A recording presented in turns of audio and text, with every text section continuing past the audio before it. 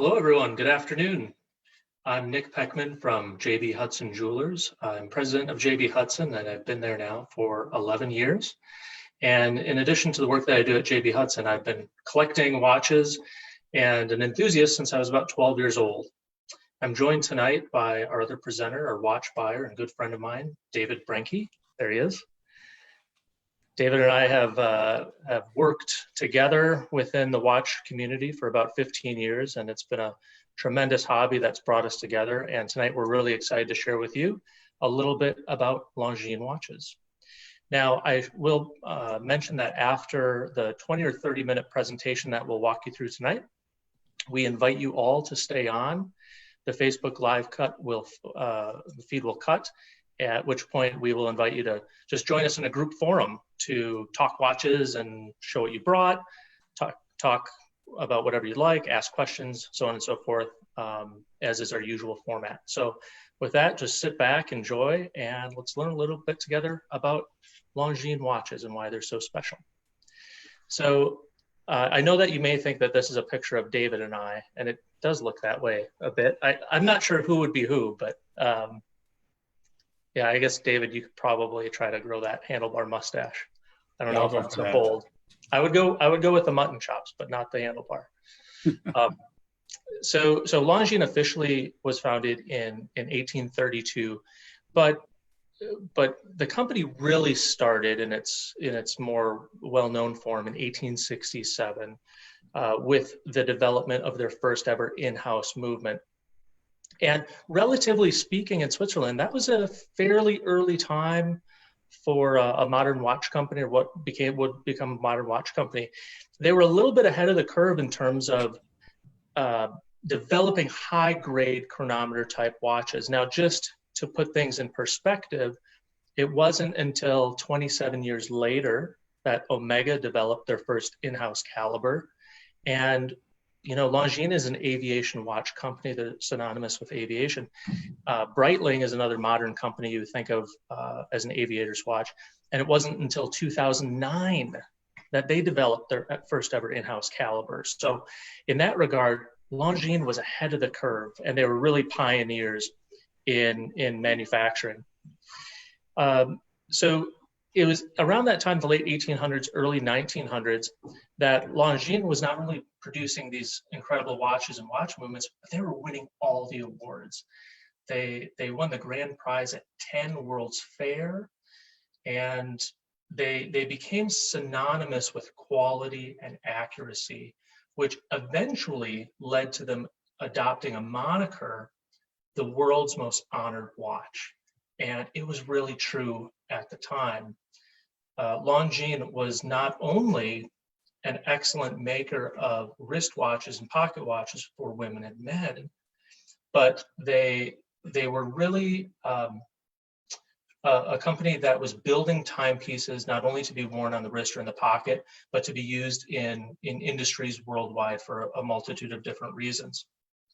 So they were internally considering themselves more of makers of tools and instruments related to timekeeping rather than just a watch company, if that makes sense. I would say modern day examples of this type of spirit might be Leica for lenses. So they don't just make camera equipment, they make really high quality lenses for use in all types of high grade optics. That's the type of company that Longines was built to become. When I think about watches and why they're important to us now today as collectors, we oftentimes associate people in history, iconic figures in history, with the watches that they wore. And just, as I was brainstorming earlier today, you think about people like Steve McQueen, James Bond, of course, several iterations of Bond watches, Jackie Kennedy and her affinity for Cartier, and Sir Edmund Hillary, who wore his Rolex to the top of Mount Everest. And we associate these cool watches of history with the cool people that wore them. But I'll say that in the 1920s and the 1930s into the 40s and 50s, Longines was the company that the icons knew. And they knew it because it was one of the only companies at the time who had the pedigree and the quality and the capability to produce instruments that they could use in their endeavors. Icons of that time, Amelia Earhart. I mean, these are big time icons, right? Amelia Earhart, Charles Lindbergh, Admiral Byrd, Howard Hughes. If you put yourself in the mindset of that time, these were celebrities, I guess you could say, but they were pioneers. These were the explorers. These were the people that were putting their lives on the line in order to advance human civilization. And they had such this pioneering spirit. And I'll say that these are 4 examples of the limitless examples out there of people that were not only familiar with the Longines watch company, but used their instruments for their own endeavors. And so just to mention a little bit about that, this gentleman, for those of you who may or may not be familiar with him, was Admiral Byrd. He was a gentleman that was in the Navy, and he was a quintessential explorer. He was the first person to fly over the North Pole and eventually the South Pole. And I pulled a quote out of a fantastic book I have. I recommend it to you all. It's called Military Timepieces. The author's last name is Whitney. It's a great guide on all military timepieces if you're interested in that type of thing. But he was quoted in the book as saying, "I made a careful check of the watches and chronometers, which were among the first things put aboard. For days I had nursed the chronometers. We knew their exact loss and gain. We had to know." And he goes on to further explain how he used these devices and said that the sun compass was vital to keep the plane on course, but of course ground speed was needed to know when they arrived. And by timing with a stopwatch or a chronograph, by also using tables, they were able to calculate their speed and determine where they were. And so timekeeping devices at that time were used and very important in navigation. And it was said that on Byrd's trip to the North Pole, his flight to the North Pole, they were overweight and they had to end up dumping 450 pounds of food, enough to feed 2 men for 4 months. The food was less important than the mechanical timing devices on the aircraft. Kind of interesting. And I'm going to throw another slide in here about Byrd because reading about his story is pretty incredible. On his second expedition to the Antarctic, the South Pole, it was a couple-year expedition, very well financed by the U.S. government, and Byrd was down there doing all types of scientific research. And one of the things that he set out to discover is how, in a modern-day ice age, which is happening in that place in the world, what are the extreme weather patterns like? And so Byrd set out with 2 other gentlemen 123 miles south of their base camp, out into the wilderness, out into the treacherous deep Arctic, and established a hut, another waypoint, another station, whereby they intended to, for 5 months, create an opportunity for scientific exploration at that point, 123 miles south of the next known person. Well, as it turned out, they didn't have enough supplies for 3 men for 5 months, but they did have enough supplies for 1. And so Byrd stayed. And his last words to his fellow compatriots was, "See you in the spring, fellas." And he stayed alone in that hut near the South Pole at 75 below all winter by himself. All he had was the food that he brought with him and the snow and the night sky. That was it. 5 months. Think about the state that we're in now. We're quarantined at our homes and we're not seeing our friends and our family in person as much. Gosh, reading about his story, I just can't imagine. He actually wrote a book about the experience. It's called Alone. You can still get a copy of it. And it's just a fascinating account. But this quote here is speaking about his Longines. And he said, "His Longines watch has never left my arm, and it has been my faithful companion." And up until the day that he died, he was a spokesperson for the Longines watch company because he was so passionate about their products. And on that particular expedition, he actually carried with him and his team 50 different Longines timepieces. I'm talking about marine chronometer, 1/100th of a second chronographs, other chronographs for specialized use in scientific measurements. And Longines had like I said, they weren't just making wristwatches for women and men, they were making instruments for timing as well. And Bird was, you know, an explorer and a pilot, but he was also a coach and a mentor and a trainer of Lindbergh. And Charles Lindbergh, of course, the most famous pilot to have ever existed, I suppose, crossed the Atlantic on a solo flight in 1927. And interestingly enough, on that particular flight, he only carried with him his own wristwatch, which wasn't a Longines. Fun fact. We can ask later in the forum if anyone knows what brand it was. But he did not rely on timekeeping for navigation. He relied on his sense, his skills as a pilot, and which was, you know, crazy, but he made it, and he became famous for it. But after Longines got back, he decided it's probably not good to do that again. So with Longines and with another fellow at the time, another Navy man named Weems, who had patented a particular way to calculate some navigational charting and positions of the sun to help with navigation. Weems created a patent in the 20s. Lindbergh had the need after crossing the Atlantic and going on these longer flights, and Longines had the capability to produce exactly the type of timepiece that could be used for long-term navigation purposes for pilots. And that gave us the very iconic Longines hour angle and also the Weems pilot watch. So that's a little bit of the history and some reasons why Longines is an important company, at least in my eyes. And with that, I'd like to hand it over to our esteemed friend and watch expert, David Brenke, to share with you a little bit more about the modern day interpretations of these cool heritage timepieces. Thanks, Nick. So as Nick mentioned, this is that was the factory in St. Imer. We're going to talk a bit about the different collections they do in the heritage family, and then kind of cross over into a little bit of the diver collection, seeing as how it has a wide range of popularity. Military watches have all been very important within Longines line. You'll see kind of in the top middle, the Arabic numerals with the white dial with the silver subdial. That is the Weems looking watch that Nick mentioned. They do some patina dials like in the lower left with kind of a little speckling to it. It's not a dirty watch. It's actually on the dial intentionally to show fading.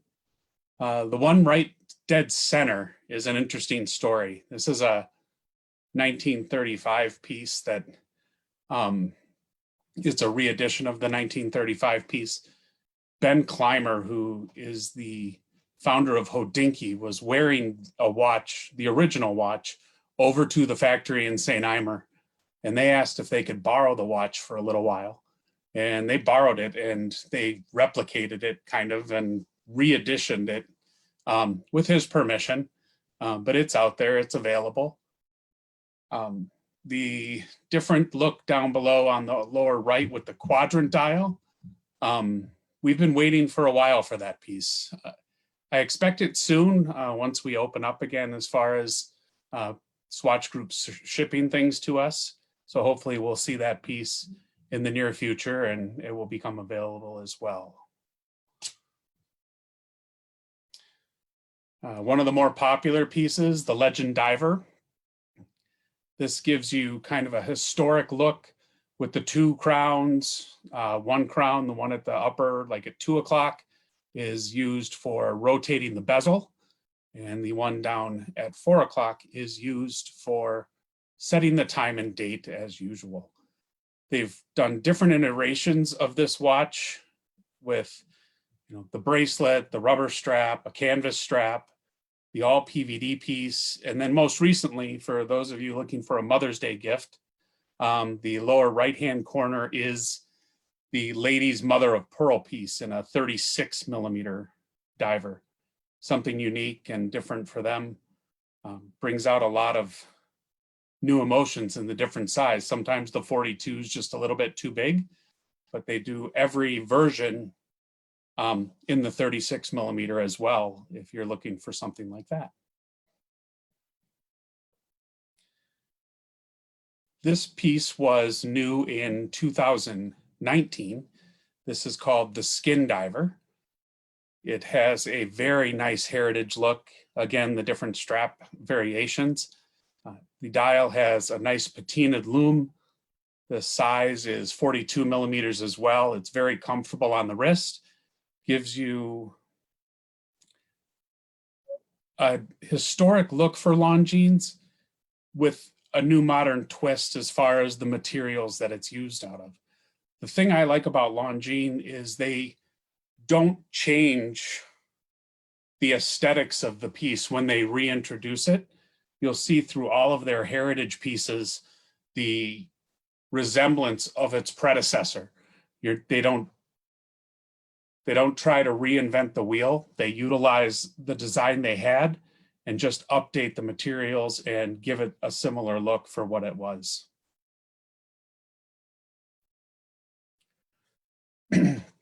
Very special pieces in the chronograph. You'll notice on the top two that there is a single pusher in the crown. So both are mono pusher chronos. The one on the right is a tachometer base dial. And then the one that's a little smaller, hard to see with the red on it, is a pulsations, a doctor's watch. So you would start the chronograph and count to 30 pulsations, and it will calculate the heartbeat of the patient. It's a very unique feature. You'll see it on very few watches, but it's unique that they have that, and the mono pusher is very easy to use. The bottom right is called the Big Eye Chrono. This piece has a great look to it and very true to Longines heritage. The large second hand on the right-hand side is why they call it the Big Eye. It has one larger second hand with the nice patinaed loom as well, and a vintage heritage type strap.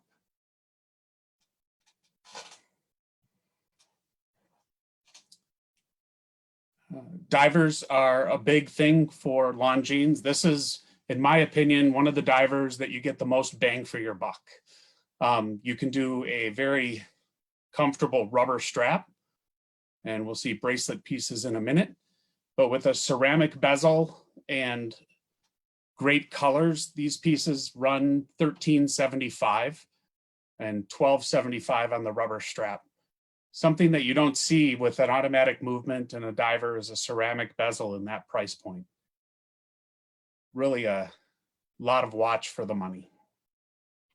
We'll show the bracelet pieces. Oh, no. David, I apologize. That's my mistake. I deleted the bracelet slide, but maybe you want to just mention it anyhow. The bracelet's a great piece too. Yeah.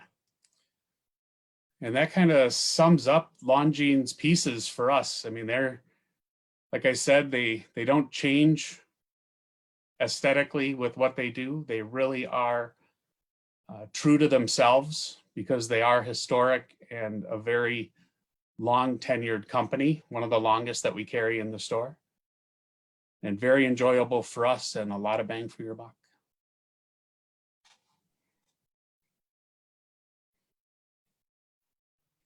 So we are going to wrap up the Facebook portion of the program.